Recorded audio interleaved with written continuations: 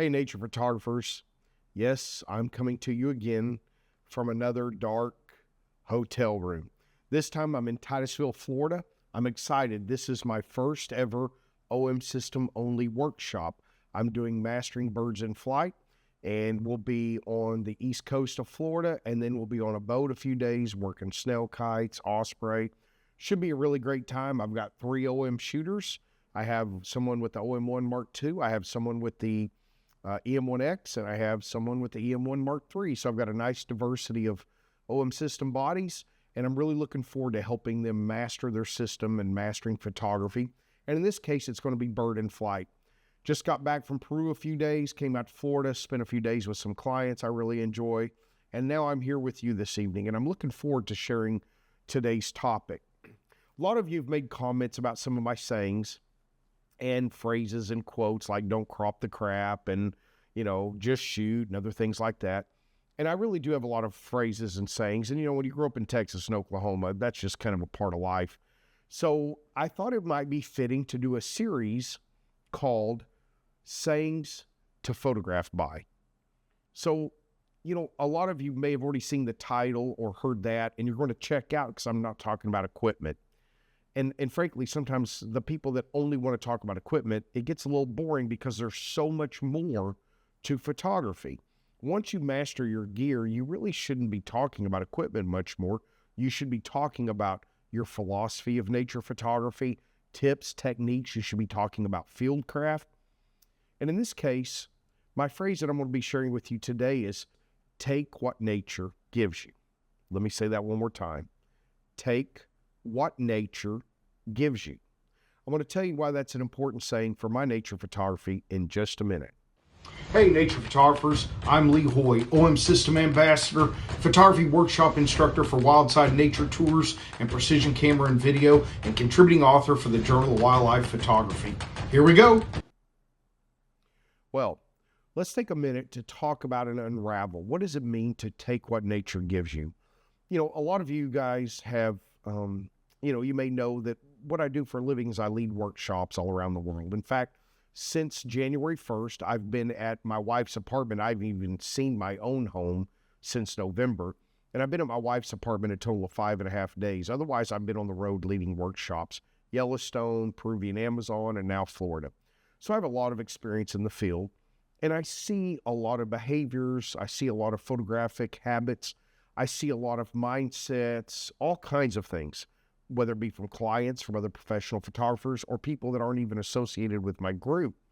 And some of those are conducive to excellent nature photography, and some of them are not. And so I've developed certain sayings, certain mindsets, certain philosophies over the years to explain and help photographers understand why I think certain things are more beneficial to outstanding nature photography, and ultimately what we're looking for, what I like to call visually compelling images. I'll do a video sometime about visually compelling images, but that's not today. I've been thinking about this topic a lot because it really jumped out at me, in particular because of 2 clients who were the extreme of those that allowed missing shots to not only sometimes ruin their day, but frankly to ruin other people's days, okay? I mean, as a nature photographer, you have to learn over time that she's a finicky broad, man. I see people that want to treat nature like it's this cute little infant and that it's sweet. Reality is nature's a cold-hearted bitch.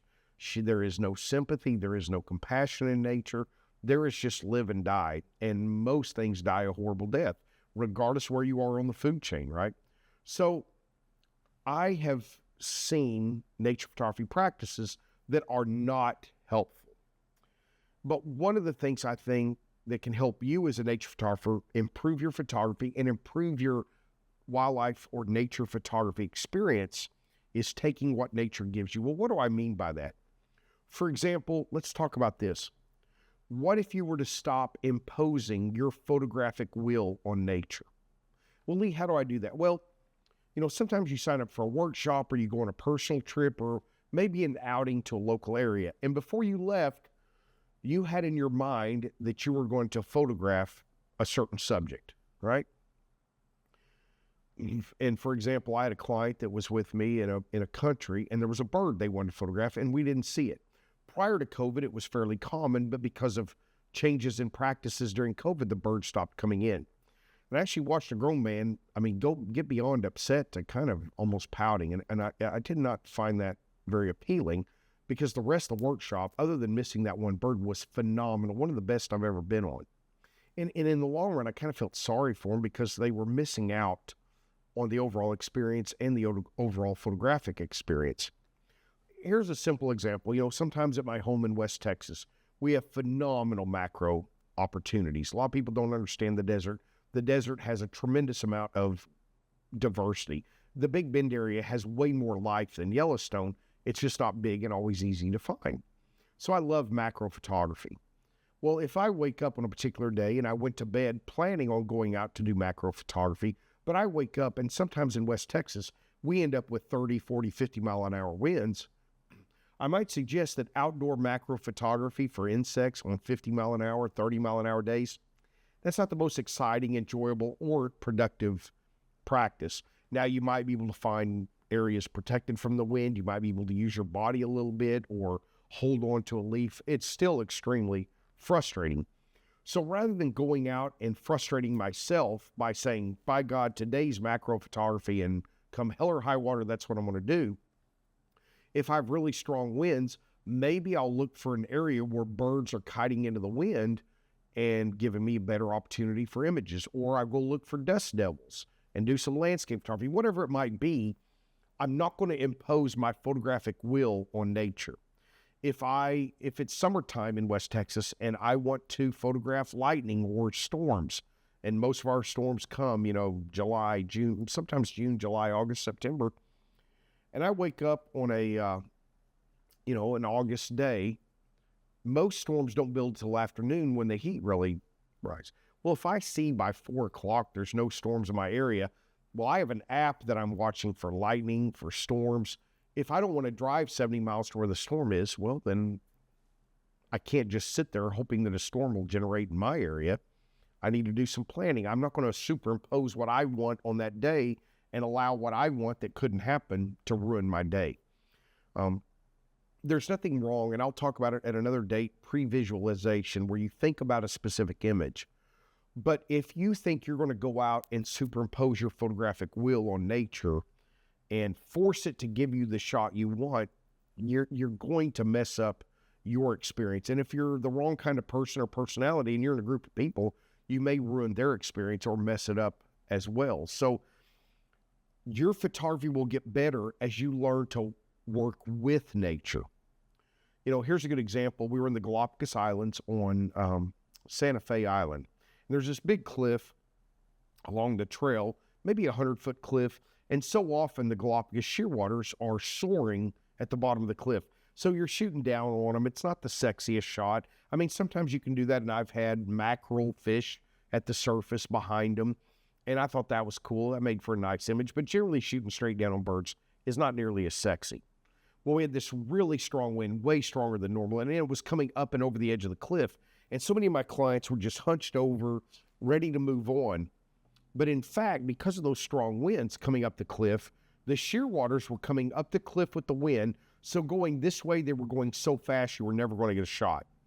But in the Galapagos Islands, there's this sesuvium. It's a low-growing ground cover that's get beautiful reds and oranges and yellows at the right time of year, and we had that. So as the shearwaters came up the cracks in the cliff, they're hauling, but going up the cliff. But when they turned to go back down, the winds were so strong they would hang for a minute, right? Almost like kiting into the wind. Well, then you could get them at a level with that beautiful sesuvium in the background, rocks and cliffs at eye level. Instead of shooting down 100 feet, they're at eye level. Man, and Kevin Laughlin, owner of Wildside Nature Tours, got a picture of me. There's the bird and me photographing it and the sesuvium. It's one of the neatest pictures of me, probably because you're not close enough to make out the details on this, And most of the clients were hunched over, and I'd say, guys, this is a great opportunity. And they missed out because most of them were just, it's windy. But, challenging climatic conditions often provide some of the best photographic opportunities. I was working with nature and taking advantage of it, and all they could think of was, oh, the wind's too strong. Now, did my lens do this a lot? Yeah, some of my images were blurry, but I took a lot and would resist the wind, and I got some really nice, lovely, sharp images. I'll throw one up here for you right now. So that was an instance of understanding how to work with nature instead of against it. And I kept saying, do you guys just want to rush back to the boat? I mean, who wants to go sit on the boat when you're on an island in the Galapagos? And had they realized the tremendous opportunity that most of the groups didn't get, because rarely are the shearwaters at eye level, 20 feet away with a beautiful background, unless you're, sometimes down on the shore or on a panga where you're at eye level with them. And then it's usually a water background, which can be lovely, but not the colors of the Sesuvium, right? So another example, I was doing a workshop in Big Bend, a landscape one, and my clients were getting a little antsy. I knew a storm was developing, and I thought, oh, something's going to happen. It's mule ear peaks. It's this collapsed caldera, and it looks like a mule ears, and it's a beautiful area. And I could tell, though, they were getting antsy, and I thought, okay. Finally, after about an hour, I said, okay. I said, we should stay, but I'll give you all the choice. You want to go? Yeah, let's go.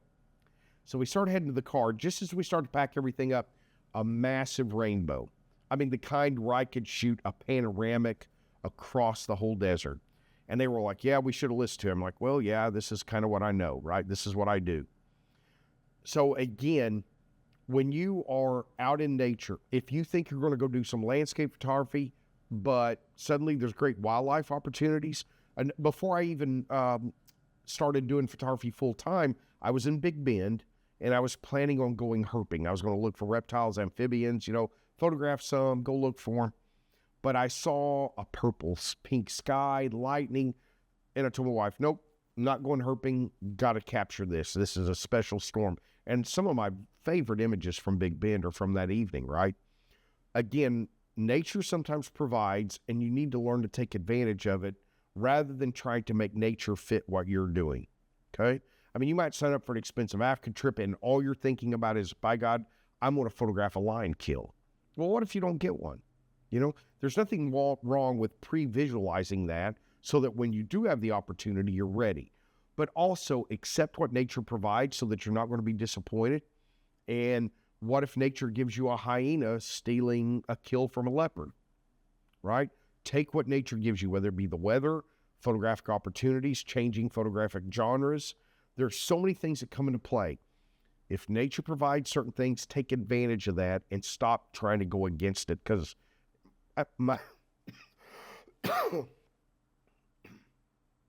if nature provides you certain things, don't try to fight it. Work with it. Because in my experience, nature wins. Okay? Another example of taking what nature gives you, I want you to learn to delight in the present. Don't fret over the absent.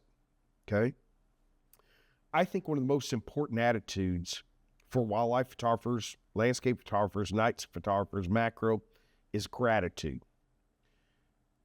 I see a lot of people in America that aren't very grateful for our country. Well, I've been to Haiti on mission trips, and let me tell you what, they just struggle to try to find food. Nobody's thinking about, I may plan a 4-day trip to go try to capture some beautiful images. Well, we have the privilege of doing that.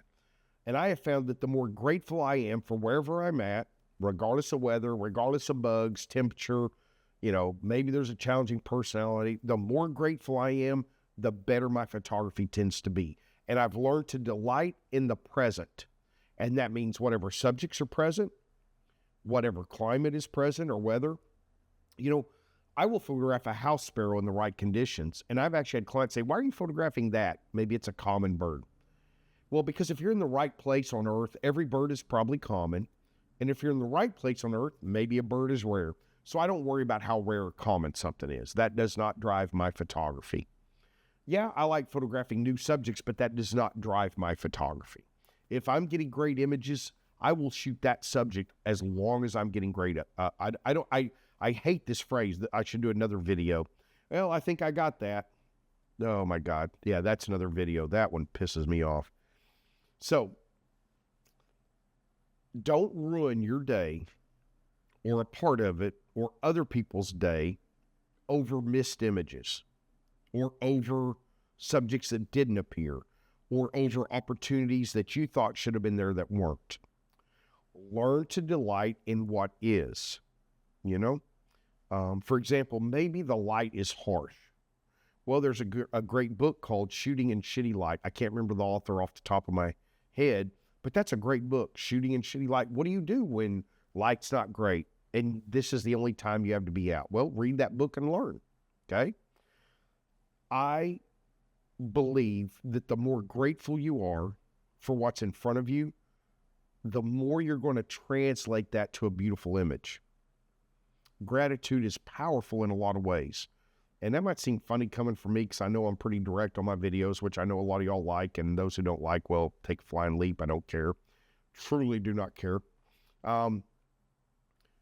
But if you cultivate this attitude, it will infect your photography and infect everybody else around you. And it's going to make the overall photographic experience better, which leads to better images. It just does, because your passion will come out more through an attitude of gratitude. So again, take delight in the present. Don't fret over the absent. If you miss a great shot, you know what? That's a part of photography.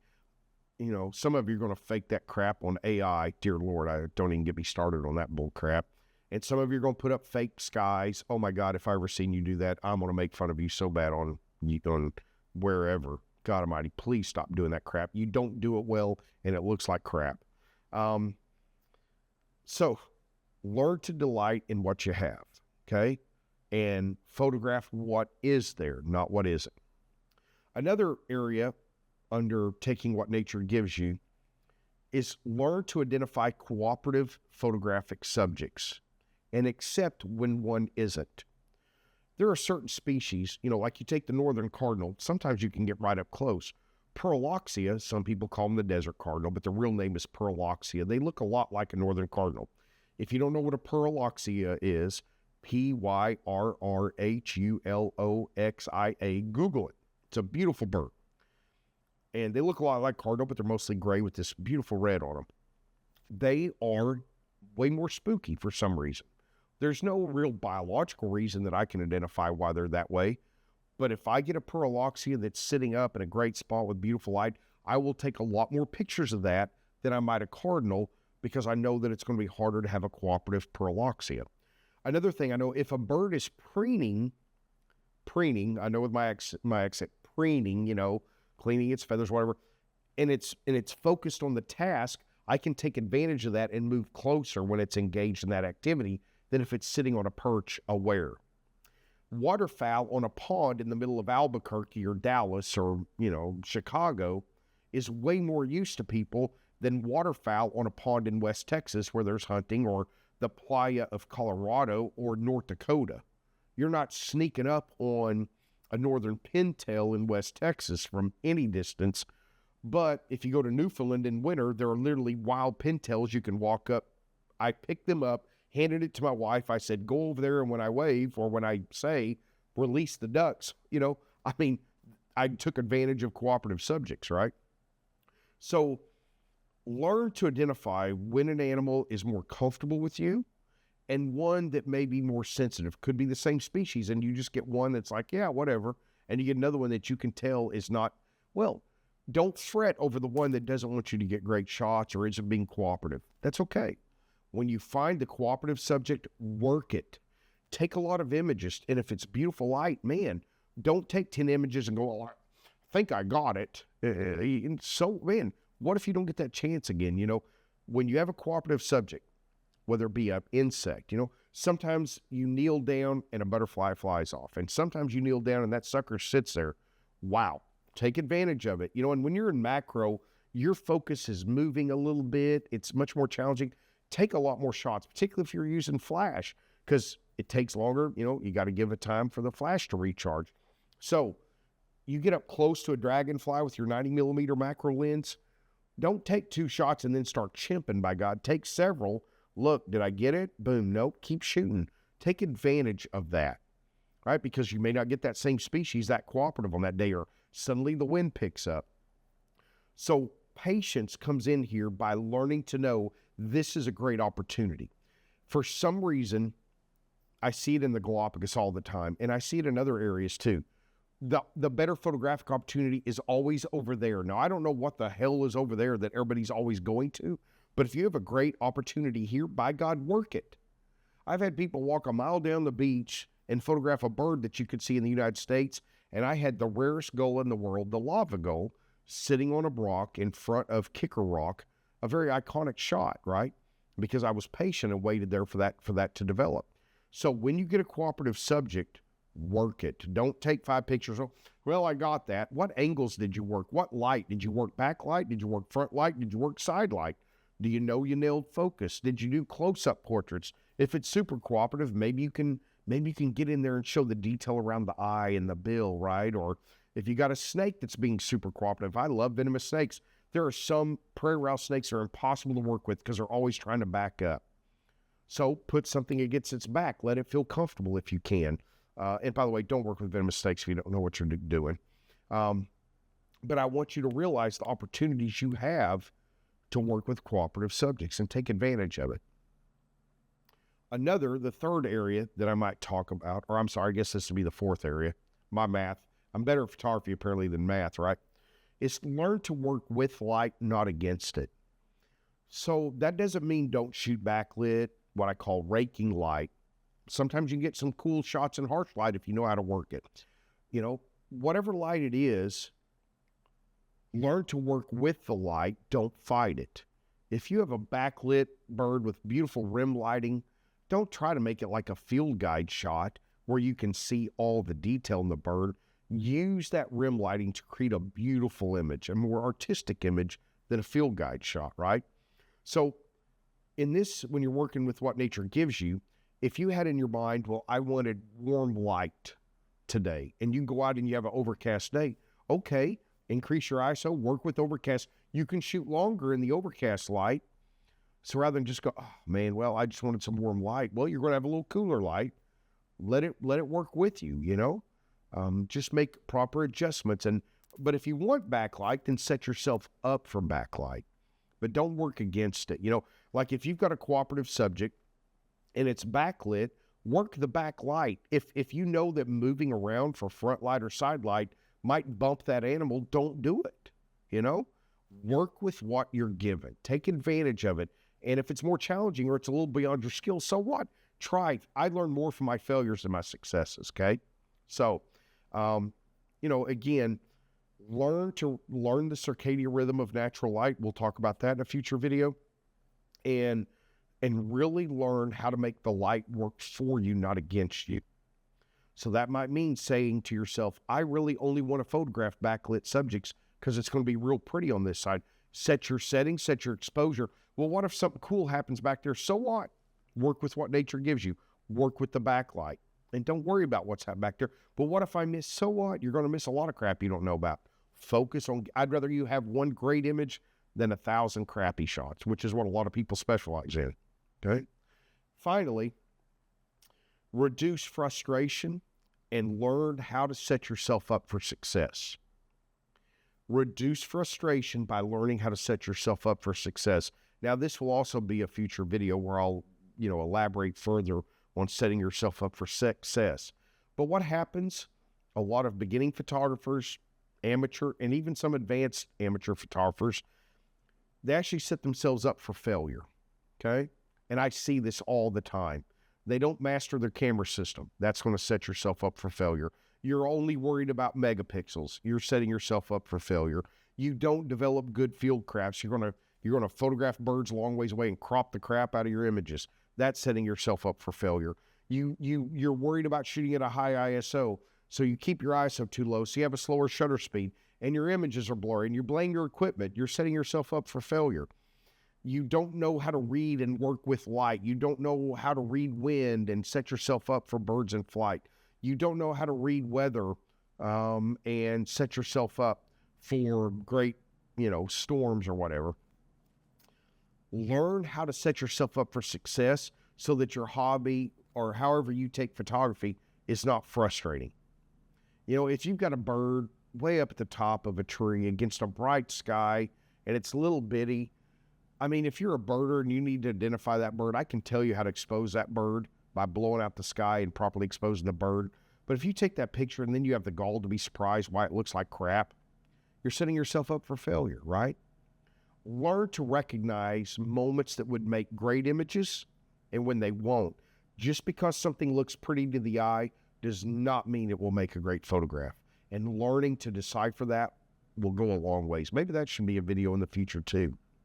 So take what nature gives you. You know, I've got 2 days booked for us on a boat specifically for nesting osprey, 2 days booked on a boat specifically for nesting snail kites.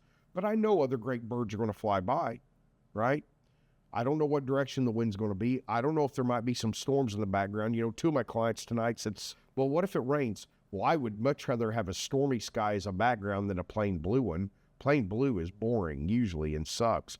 Stormy sky, much prettier, okay? So we're going to take what nature gives us. If it's raining, maybe we'll get shots of rain bouncing off the heads of our subjects.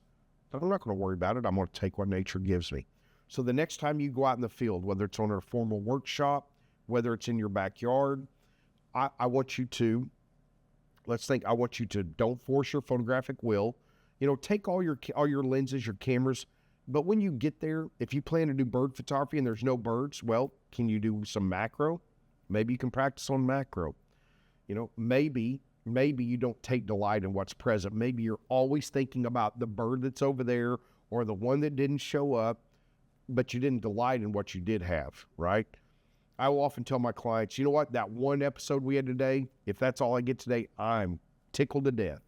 You know, in Yellowstone, we had a fox that was out in the open for a very long time, sat down 10 feet away from the clients. They're getting frame-filling shots, you know. If you got nothing else, it's a great day because an attitude of gratitude cultivates that, right? And again, taking delight in the present and not in the absent. Learning to identify cooperative subjects. Where are places that are conducive to good photographic subjects? Or when you come across one that is suddenly, for whatever reason, more cooperative, take advantage of that. Learning to work with the light, not against it. And again, that doesn't mean shooting just front light or just backlight, side light, whatever it might be. It's learning to take advantage of the light that is available. And that's both quantity and quality. And finally, you know, reducing frustration by setting yourself up for success. I want you to start thinking about what are some ways I'm setting myself up for failure and how can I change that mindset, that habit, that technique, that, you know, how to use your equipment. All those different things I think will go a lot further in improving your photography. I want to say thank you to Wildside Nature Tours. Without Kevin at Wildside Nature Tours, I wouldn't be able to bring you these videos. You're also going to find that we are going to go to YouTube video trip reports instead of writing them up. So if you hop over to the Wildside Nature Tours YouTube channel, if you want to learn about my specific trips more and what we saw and why you might want to join them, hop over there and give Wildside YouTube, subscribe to them. I told you I'm not going to ask you to subscribe to my channel, but I might ask you to subscribe to someone else's. Emily Talpin is a OM System Ambassador that I mentored a while back. You ought to hop over to her channel if you don't already follow her. I'm going to be on Rob Trek Live coming up in a little over a week. I believe it's around March 10th. So if you don't follow Rob Trek, I'm going to be doing a YouTube Live with Rob. I'm working on my April 2025 OM only Spanish Birds and Wildlife Workshop, 2025 Alaska Birds in Flight OM only. So check out the website, guys. I got a lot of great OM stuff coming up. I'll be doing a video on my experience with the OM1 Mark II in Peru. Guys, thank you for watching my channel. Some of you have sent me, you know, financial gratitude. I may be a hard ass, but I'm also an extremely grateful hard ass. Thank you. Your comments are awesome. And you haters keep hating. Post your dumb comments. I love those too. Y'all have a good evening. I'm going to be out at Sebastian Inlet in Florida tomorrow teaching some folks how to photograph birds in flight. Y'all have a good day, guys. Bye-bye.